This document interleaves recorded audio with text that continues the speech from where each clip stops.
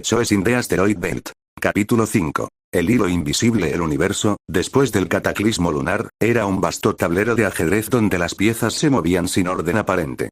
Las corporaciones se aferraban a sus feudos espaciales, los gobiernos coloniales luchaban por mantener el control, y en los intersticios, el crimen florecía como la mala hierba. Para Miguel, esta era su zona de caza. El Ember, silencioso y eficiente, se deslizaba por las sombras del espacio, un depredador que se movía por el rumor y la información, no por el rugido de los motores. Mi método se había perfeccionado. No era un tirador prodigioso, aunque mi puntería era letal cuando era necesaria.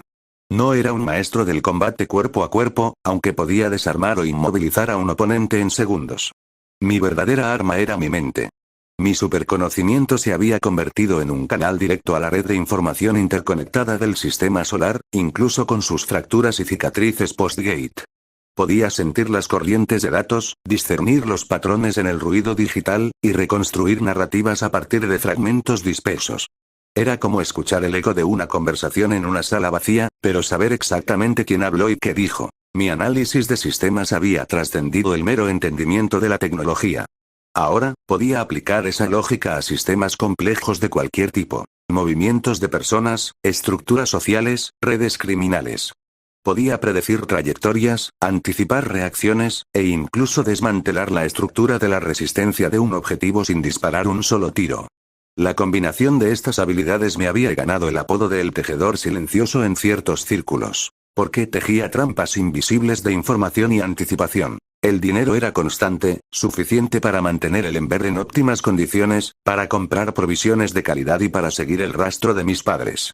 Pero cada búsqueda era una decepción.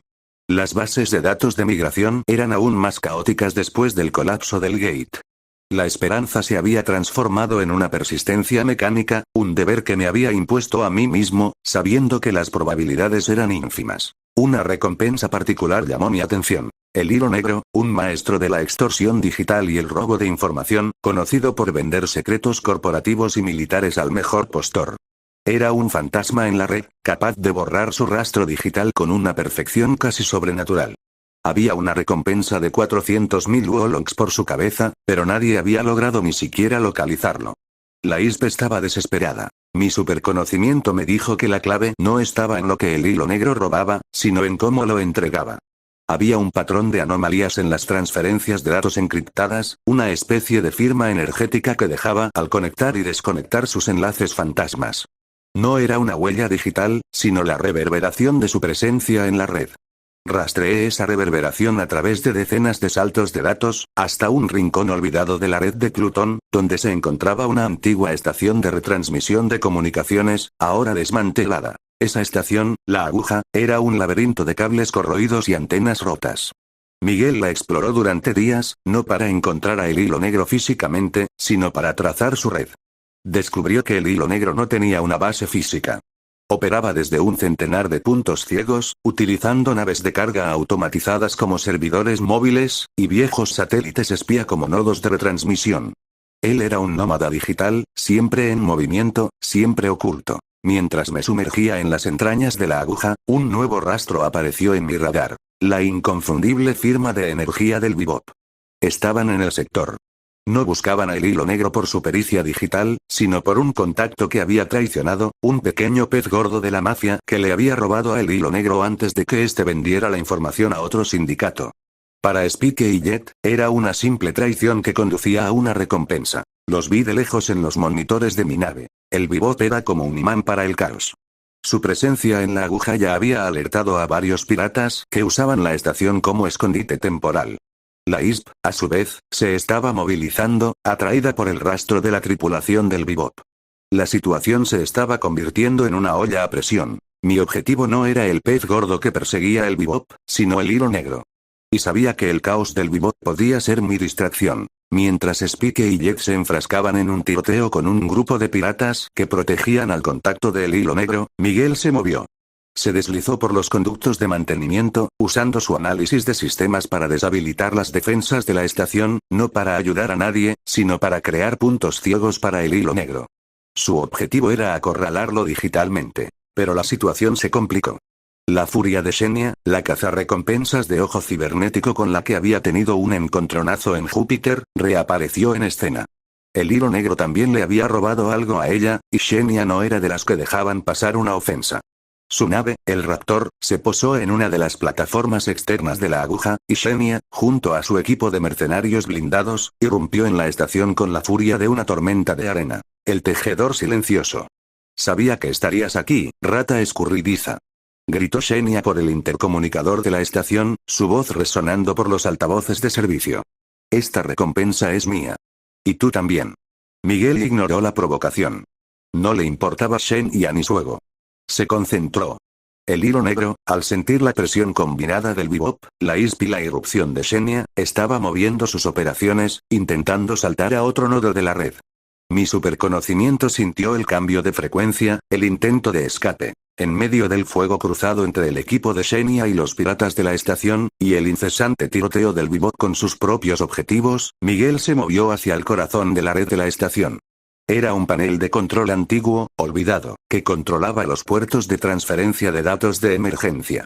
Si el hilo negro intentaba salir por ahí, dejaría una huella. Xenia, al ver el rastro de la actividad de Miguel, intentó interceptarlo. Sus mercenarios intentaron flanquearlo en un estrecho corredor de servicio. No se enfrentó a ellos directamente. Mi estilo de combate era la evasión y la disuasión. Disparó una ráfaga paralizante a un conducto de vapor cercano, llenando el corredor de una niebla cegadora. Se deslizó entre ellos, dejando a los mercenarios desorientados y tosiendo. El objetivo no era vencerlos, sino superarlos. Llegó al panel de control. El hilo negro, a través de una de las naves de carga automatizadas, estaba a punto de hacer el salto final. Un mensaje de emergencia parpadeó en un monitor secundario, una secuencia binaria que solo mi superconocimiento pudo descifrar en tiempo real. Una señal de autodestrucción. El hilo negro prefería destruir la información antes que ser capturado. Miguel no dudó. Sus manos volaron sobre el panel, una danza de cables y conexiones. No lo hackeó, lo desarmó. Usó su análisis de sistemas para encontrar la secuencia de anulación del comando de autodestrucción, cortando los enlaces críticos. Luego, con una interfaz improvisada, lanzó una pequeña carga de pulso electromagnético localizada, que no dañó la estación, pero aturdió la nave de carga automatizada del hilo negro y lo dejó vulnerable. Un momento después, Spike y Jet, ensangrentados y visiblemente exasperados por el caos, irrumpieron en la sala. «Aquí está, Jet. El bastardo», gritó Spike, señalando la nave de carga que ahora flotaba inerte. Pero el muñeco de trapo no estaba. Miguel ya había extraído el módulo principal del hilo negro de la nave de carga, un pequeño disco de datos que contenía su conciencia digital. El hilo negro, en realidad, era una conciencia artificial, un programa de IA autoconsciente que había tomado el control de esa red. No era una persona de carne y hueso. No es un él, dijo Miguel, mostrando el módulo de datos. Es un esto. Spike y Jet miraron el disco, luego a Miguel, con una mezcla de sorpresa y confusión. Entonces, ¿quién lo va a entregar? ¿Y dónde está el muñeco de trapo de verdad? Bramó Jet. La recompensa es por el hilo negro. Esto es el hilo negro, respondió Miguel con calma. La ISB lo quiere. Y parece que Xenia también lo quiere para su venganza. La confrontación con Xenia fue inevitable.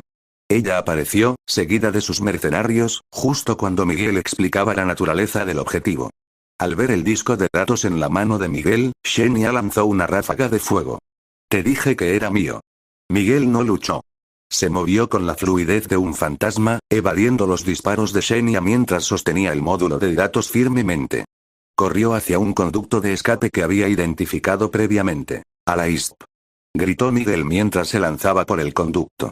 El hilo negro está con la ISP. Spike y Jet, al ver que Xenia se lanzaba tras Miguel, se vieron atrapados en el fuego cruzado con los mercenarios de Xenia y los piratas que quedaban. No sabían a quién seguir, pero la situación era un desastre. Miguel escapó con el módulo de datos intacto. Lo entregó a una oficina de la ISP en Titán, con una explicación concisa y sin adornos sobre la verdadera naturaleza del hilo negro. La ISP, aunque perpleja, aceptó la recompensa. 400.000 Wolongs. De vuelta en el Ember, Miguel se sentó en la cabina, observando las estrellas. Había sido una cacería complicada, pero exitosa. Había demostrado la eficacia de su método una vez más. Los cazadores como Xenia, que se basaban en la fuerza bruta, y los como el Bebop, que operaban en el caos, a menudo se perdían en las complejidades del nuevo universo. Miguel, en cambio, prosperaba en ellas, buscando los hilos invisibles, las conexiones ocultas. La soledad lo acompañaba. Pero en ese vasto y desolado espacio, en el que la humanidad se había dispersado como polvo estelar, Miguel Soto había encontrado su lugar, su nicho. Un cazador en las sombras, tejiendo la red de sus propias reglas, un eco en el inmenso silencio del cinturón de asteroides. La sombra de Vicious y el dragón rojo seguía extendiéndose, cada vez más cerca del Bebop, y eventualmente, de Miguel. Pero por ahora, él era el amo de su propio destino, el tejedor silencioso. Choice in the Asteroid Belt. Capítulo 6. El rumor del dragón. Los años posteriores al colapso del Gate lunar fueron un período de metamorfosis para Miguel. Ya no era el adolescente asustado que huyó de una tierra moribunda, ni el novato que cazó a víbora.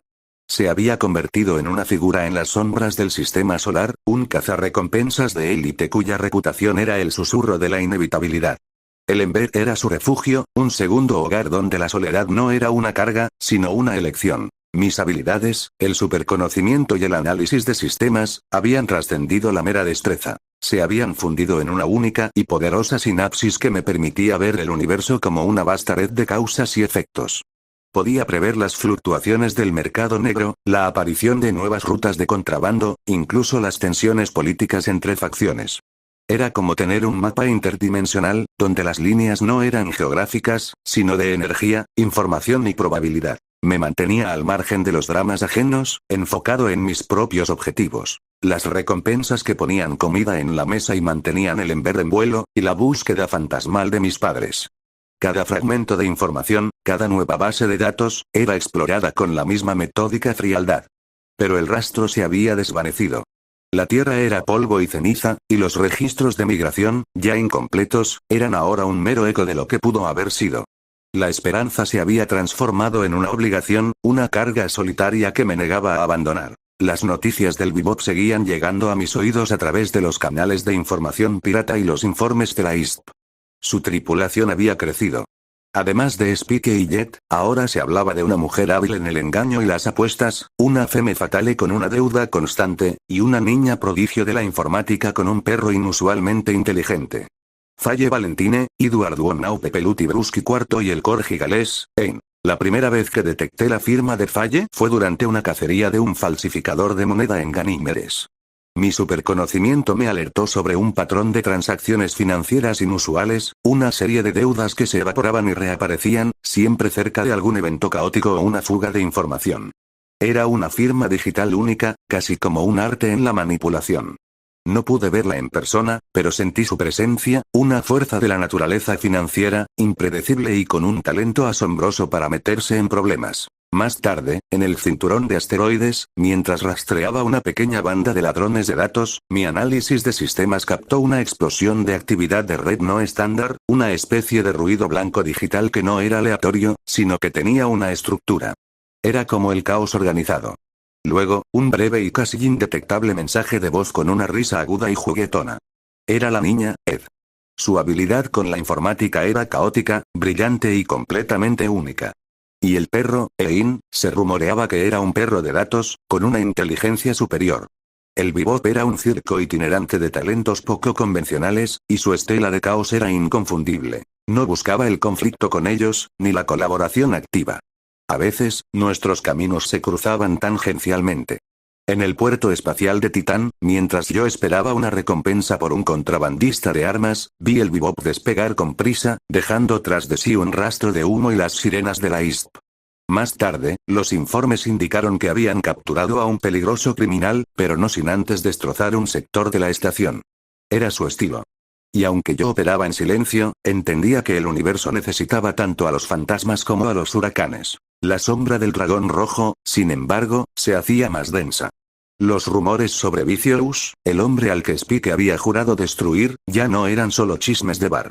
Sus acciones eran cada vez más audaces, su influencia se extendía como una plaga. Su ascenso en el sindicato era meteórico, dejando un rastro de sangre y ambición desmedida. Una recompensa modesta me llevó directamente a un nido de avispas. El objetivo era un exoficial de la ISP corrupto, el capitán Alistair Thorne, que había desaparecido con documentos clasificados. La recompensa no era alta, pero la información que podría contener era valiosa. Mi superconocimiento detectó que Thorne no se escondía en un lugar al azar, sino en un complejo de apartamentos de lujo en Marte, un lugar inusual para un fugitivo que no quería ser encontrado. Mi análisis de sistemas me dijo que la seguridad en ese complejo era más alta de lo necesario para proteger a un simple oficial corrupto. La infiltración fue rutinaria. Pasé por los sistemas de seguridad, deshabilitando cámaras y sensores con la precisión de un cirujano. Lo encontré en un penthouse lujoso, a punto de hacer una entrega. Pero no era la ISPA quien contactaba. El cliente era un hombre de rostro serio y traje impecable, escoltado por dos figuras corpulentas con abrigos largos y miradas vacías. Eran soldados del Dragón Rojo. No eran de la facción tradicional, sino una nueva guardia, más fría, más letal. Su presencia hizo que mis sentidos se agudizaran. Thorne les estaba vendiendo los documentos. Eran planos de antiguos gates secundarios, rutas de emergencia y sistemas de defensa que habían sido declarados obsoletos o destruidos. Pero para el Dragón Rojo, en su búsqueda de poder absoluto, estos documentos eran una mina de oro. Podían usarlos para construir sus propios sistemas de transporte, para evadir a la ISP, o incluso para reactivar antiguas rutas que podrían ser un pasillo hacia su dominio. No era mi objetivo principal, pero la visión de esos documentos y la presencia del Dragón Rojo encendió una alerta. Había escuchado el nombre de Vicious vinculado a la búsqueda de tecnología obsoleta, a la obsesión por el poder. Este era un pequeño engranaje en su maquinaria. Miguel no intervino de inmediato. Observó desde las sombras, su superconocimiento absorbiendo cada detalle. Los códigos de acceso que intercambiaban, las frases clave que usaban, el patrón de sus movimientos. La información era un arma más valiosa que cualquier blaster. Cuando la transacción terminó y los hombres del Dragón Rojo se fueron con los documentos, dejando a Thorne con una pila de créditos y una falsa sensación de seguridad, Miguel se movió. Thorne estaba distraído, celebrando su venta. Un rápido y silencioso golpe paralizante lo dejó inconsciente. Lo esposó, lo envolvió en una manta térmica y activó un baliza de recolección para la ISP. El objetivo fue cumplido. Pero lo que no entregó a la ISP fue la información sobre el Dragón Rojo. Esa se la guardó. En el Ember, Miguel procesó los datos. La ambición de Vicious no era solo por controlar el sindicato, era por controlar el universo. Sus planes iban más allá del crimen organizado. Eran de dominación. Y el hecho de que estuviera buscando antiguos gates y sistemas de defensa indicaba una estrategia a largo plazo, una que podría desestabilizar todo el sistema solar. La existencia del Bebop, con sus constantes enredos con el Dragón Rojo, adquirió un nuevo significado para Miguel. No eran solo cazarrecompensas caóticos.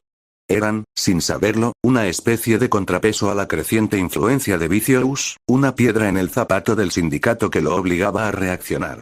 Miguel, en su soledad calculada, se encontraba ahora en posesión de información crucial, una carga que no había buscado, pero que no podía ignorar. La amenaza del Dragón Rojo ya no era un rumor distante, sino un rumor con forma, con ambición, con el rostro de Vicious. Miguel no era un cruzado, no era un héroe. Era un superviviente. Y para sobrevivir en un universo cada vez más oscuro, a veces hay que elegir un bando, aunque sea desde las sombras. El tejedor silencioso continuaría su camino, pero ahora, con un nuevo hilo invisible atando su destino al de una batalla que apenas comenzaba a perfilarse en el horizonte. Choice in the Asteroid Belt. Capítulo 7. El contacto con el caos. El Ember navegaba por el cinturón de Kuiper, una vasta extensión helada donde el sol era una mera mota de luz en el firmamento. La soledad, mi constante compañera, se sentía más intensa aquí, en los confines del sistema solar. Era el lugar perfecto para la reflexión y la planificación. La información sobre el Dragón Rojo, adquirida en Marte, me había sumergido en un dilema que no había anticipado. ¿Qué hacer con el conocimiento de Vicious y sus ambiciones? La entrega de información a la ISP era una opción, pero me resultaba poco satisfactoria. La ISP era ineficiente, corrupta y su jurisdicción se extendía a medias tintas, un colador que permitía el escape de peores criminales. Además, exponer la información del Dragón Rojo a la ISP podría provocar una escalada, una guerra abierta que yo prefería evitar. Mis objetivos eran más personales. Sobrevivir, encontrar a mis padres y, en la medida de lo posible, evitar el conflicto. La tripulación del Bebop apareció como una posibilidad. Eran una fuerza impredecible, un torbellino de caos y energía que parecía atraer el peligro. A pesar de su naturaleza caótica, tenían una habilidad para tropezar con la verdad y, en ocasiones, hacer lo correcto. Sabía que, tarde o temprano, sus caminos se cruzarían con Vicious y el dragón rojo. Y, de alguna forma, yo también estaría involucrado. Entonces, tomé la decisión de acercarme a la tripulación del Bebop. Sabía que era un juego peligroso, un paso fuera de las sombras hacia la luz. Pero, el destino, o quizás el simple azar, me obligó a salir de las sombras cuando me llegó una recompensa que involucraba directamente a la tripulación del Bebop. La recompensa era por un ladrón de datos llamado el Gusano, quien había robado información sensible de una corporación de comunicaciones, y estaba intentando venderla a una red de piratas espaciales en órbita de Júpiter. El Gusano era escurridizo, experto en ocultarse, y había una recompensa considerable en juego. Mientras investigaba, mi superconocimiento descubrió un patrón de comunicación inusual. El Gusano estaba enviando mensajes encriptados a una frecuencia que solo podía ser descifrada por una persona, Ed. La pirata informática de la tripulación del Bebop. La red de piratas espaciales a la que se dirigía el Gusano no era un grupo cualquiera.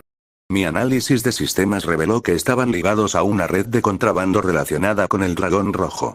El Gusano, sin saberlo, se estaba acercando a Vicious, y llevar a Ed hacia el peligro era como obligar a un ave a volar directamente hacia una tormenta. Decidí interceptar al Gusano antes de que llegara a Júpiter. Rastreé sus movimientos, usando la misma habilidad que me había hecho famoso, la capacidad de predecir y anticipar. Lo encontré en un pequeño asteroide abandonado, un almacén desmantelado que había sido utilizado por una antigua compañía minera. Me infiltré en el lugar con facilidad, deshabilitando sistemas de seguridad obsoletos y dejando rastros invisibles para la tripulación del Bebop, que inevitablemente aparecería en la escena. El Gusano era un individuo pequeño, nervioso y con una gran cantidad de equipos de comunicaciones a su alrededor. No opuso resistencia. Lo reduje con un disparo paralizante y lo até, esperando pacientemente. Unas pocas horas más tarde, mi análisis de sistemas predijo su llegada. El Bebop se acercaba al asteroide. Sabía que se avecinaba un caos, y me preparé para observarlo. Aterrizaron con una explosión. Jet Black y Spike se precipitaron a través de la escotilla, mientras Edward Wonau Pelutri Bruschi IV, y Ein, su perro, entraban en la estructura. La situación pronto se volvió caótica. Un grupo de piratas espaciales, alertados por la llegada del Bebop, los emboscó, pero la tripulación del Bebop reaccionó con una mezcla de astucia y violencia. El caos comenzó. Spike se movía con fluidez, utilizando su blaster con letal precisión. Jet, con su brazo cibernético, derribaba a los piratas como si fueran muñecos de trapo. Por su parte, había tomado el control del sistema de seguridad del asteroide, convirtiendo las defensas del lugar en una serie de bromas destructivas y trampas inesperadas para los piratas. La escena era un torbellino de disparos, explosiones y la risa maníaca de Ed. Mientras tanto, Miguel se mantuvo oculto en las sombras, observando el espectáculo. No tenía intención de interferir, a menos que fuera necesario. Encontró un escondite en una cámara de almacenamiento vacía y activó un viejo sistema de comunicación. A través del altavoz de la cámara de almacenamiento, habló. Spike Spiegel, tengo a tu objetivo. La voz era monótona, deliberadamente sin emoción. Spike detuvo su ataque, su mirada se fijó en la cámara. Eso es nuevo. ¿Quién habla? Un cazarrecompensas. ¿Te interesa? El Gusano está atado, esperando. Jet, con su experiencia como policía, rápidamente entendió la situación. ¿Dónde está? En la sala de almacenamiento. Sin embargo, hay una condición. Quiero hablar contigo, Spiegel. Sobre el dragón rojo. Un tenso silencio cayó en la habitación. Spike intercambió una mirada con Jet. Este tipo no está jugando, susurró Jet. ¿Por qué debería confiar en ti? Preguntó Spike, su voz llena de desconfianza. Porque tengo información que te interesa. Y porque el dragón rojo es una amenaza mayor de lo que crees. Spike vaciló por un momento. Sabía que el dragón rojo era su mayor enemigo, la fuerza que había destruido su pasado y le había arrebatado a su amada. Muéstranos al gusano. Y después hablamos. Con el gusano atado y entregado, Spike y Jet, acompañados por Eddie e In, entraron en la cámara de almacenamiento. Una vez que los vi, Miguel se manifestó. Era un hombre delgado y con una expresión sombría, con el pelo oscuro y desordenado, y unos ojos penetrantes que parecían verlo todo. No tenía el aspecto de un villano ni de un héroe, sino de alguien que había visto demasiadas cosas. Soy Miguel Soto, dijo, un cazador. Y 6 sobre el dragón rojo. La reunión fue tensa. Spike lo evaluó con cautela, mientras Jet analizaba cada movimiento. Por su parte, estaba más interesada en la tecnología del Ember. Les contó sobre la búsqueda de Vicious y el dragón rojo, sobre los planes de expansión del sindicato, sobre la conexión con los artefactos y los antiguos gates. Sabía que su presencia y colaboración era un paso arriesgado. Pero, en ese momento, el destino de ambos parecía entrelazarse. ¿Por qué nos lo dices?, preguntó Spike, desconfiado. Porque necesitamos detenerlos. Y solo no puedo hacerlo. La conversación fue larga y reveladora. Les mostró los documentos de Thorne, les detalló las operaciones del dragón rojo, les advirtió sobre las consecuencias de sus acciones. Les explicó que Vicious estaba buscando el poder y que el poder no se detendría ante nada. ¿Qué quieres a cambio?, preguntó Jet. Nada. Solo que, si luchamos contra el dragón rojo, luchemos juntos. Spike vaciló. No somos un equipo, somos un desastre. Miguel sonrió por primera vez. A veces, el desastre es la única forma de ganar. Y, al final, acordaron cooperar. La tripulación del Bebop y Miguel Soto, el cazador fantasma, se unieron. La lucha contra Vicious y el dragón rojo estaba por comenzar, y las estrellas, que habían sido testigos de mi soledad, ahora serían testigos de una nueva y